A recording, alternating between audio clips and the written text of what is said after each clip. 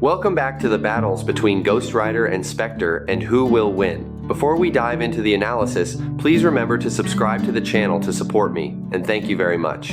Ghost Rider is one of the darkest and most haunting icons. The most widely known identity of this entity is Johnny Blaze, a daring stunt motorcyclist who lives for speed and death-defying performances. Behind that reckless exterior lies a man willing to sacrifice everything for his family.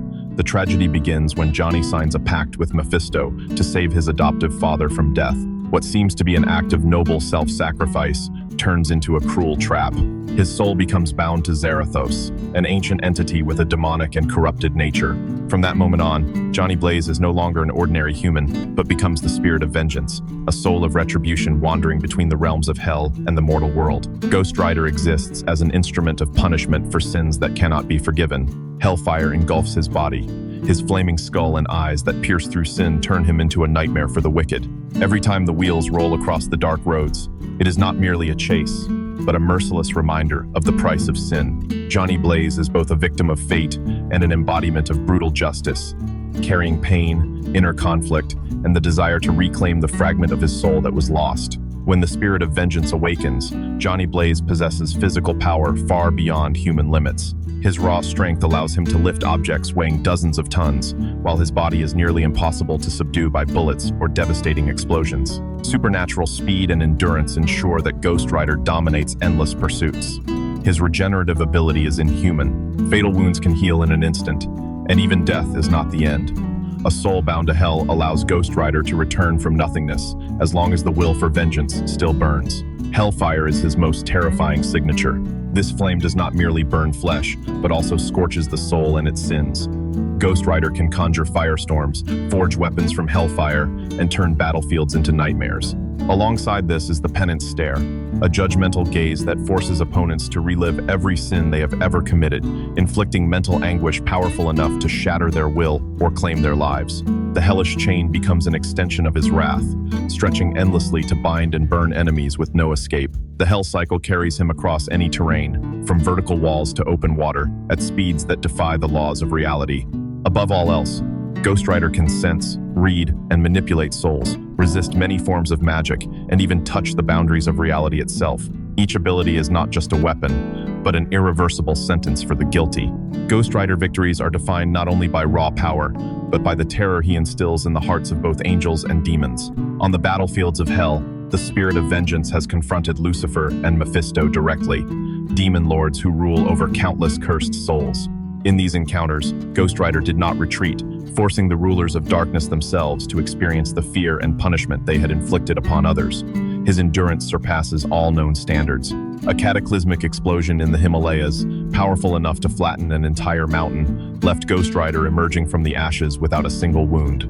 When facing the Hulk at the height of his rage during World War Hulk, he stood firm against blows capable of tearing reality apart, showing that his body remained unharmed. Ghost Rider has overcome Doctor Strange and hellish entities such as Asmodeus, proving that even supreme magic cannot easily subdue the spirit of vengeance. In another timeline, Cosmic Ghost Rider brought Thanos to his knees with the penance stare, turning the sins of the Cosmic Conqueror into an unavoidable sentence.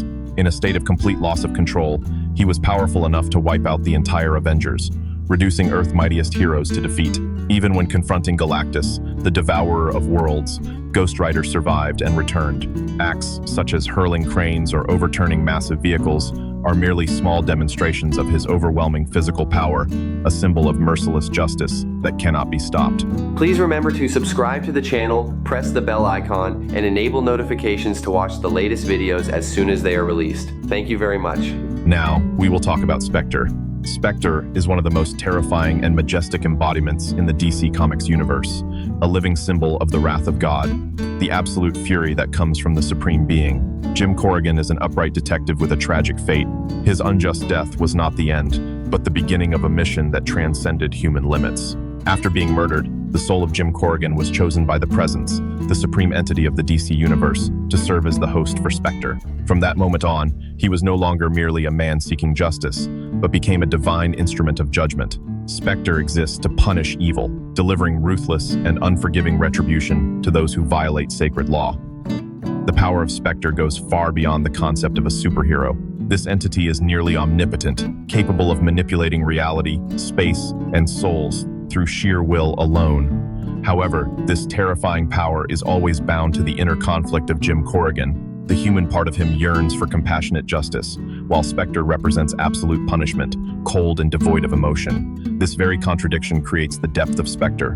He is not only the wrath of God unleashed upon the world, but also the tragedy of a soul trapped between mercy and eternal judgment. Every time Spectre appears, it is not simply a display of power, but a stern warning that no sin can escape the light of supreme judgment. The abilities and power of Spectre are regarded as the absolute pinnacle of the universe. This entity possesses nearly limitless authority, able to turn any concept into reality with a single thought. For Spectre, altering the order of the universe, or erasing an existence, is no different from a natural act of judgment.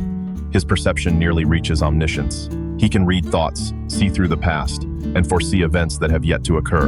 Unbound by space, Spectre can appear in multiple places at once, observing and overseeing every sinful act taking place across the universe. Reality before him is merely material to be twisted, restructured, or erased entirely, from time and space to matter, and even life itself. Spectre holds absolute control over magic and souls, directly judging sin and determining the appropriate punishment. This entity is nearly immortal, unable to be destroyed by conventional means and capable of rebirth from nothingness. He can alter his size at will, travel across dimensions, and move through the flow of time without hindrance.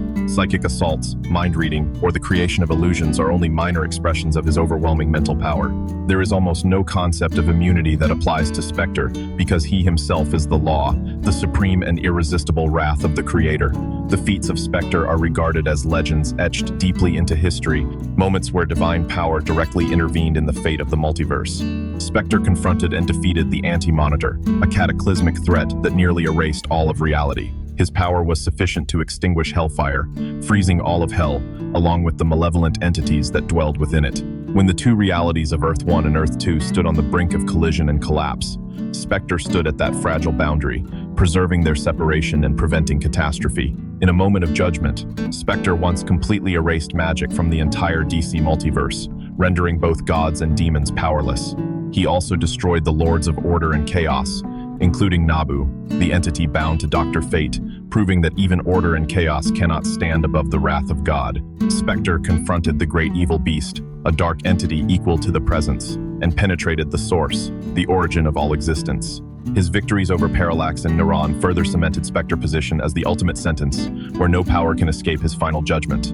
If Spectre and Ghost Rider are placed on the same scale, the disparity in the nature of their power is quickly revealed. Spectre exists as the embodiment of divine authority, nearly omnipotent, capable of manipulating reality, time, and space on a universal and even multiversal scale.